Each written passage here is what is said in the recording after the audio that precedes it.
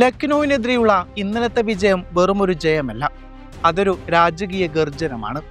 തുടർച്ചയായി കിരീടം ലക്ഷ്യമാക്കിയിറങ്ങിയ RCB ഇന്ന് കളിക്കളത്തിൽ യഥാർത്ഥ ചാമ്പ്യൻ നിരയെ പോലെയാണ് പെരുമാറുന്നത്.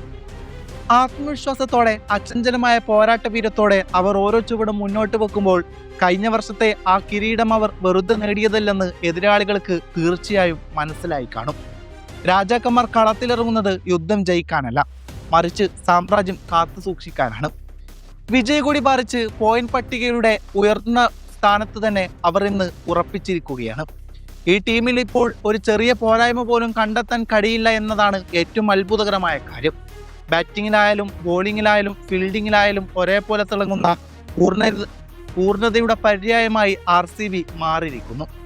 കളിക്കളത്തിലെ ഒരു നിമിഷം പോലും അവർ കൈവിടുന്നില്ല. അജയ്യരായ ഒരു പടക്കുതിരയെ പോലെ അവർ എതിരാളികളെ നിഷ്കരണം തകർത്തെറിയുകയാണ്. പോസിറ്റീവുകൾ മാത്രം നിറഞ്ഞ ഒരു യന്ത്രം പോലെയാണ് ഇന്ന് ഈ ടീം പ്രവർത്തിക്കുന്നത്.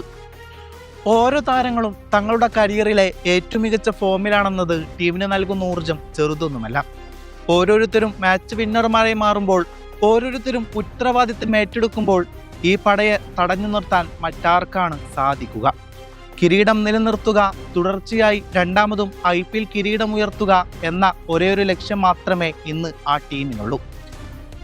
ഈ ഫോമും ഈ ചാമ്പ്യൻ വീര്യവും തുടർന്നാൽ ചിന്നസ്വാമിയിൽ വീണ്ടും ഒരു ചുവപ്പും സ്വർണവും കലർന്ന വർണ്ണമഴ ക്രിക്കറ്റ് ലോകം കാണുക തന്നെ ചെയ്യും.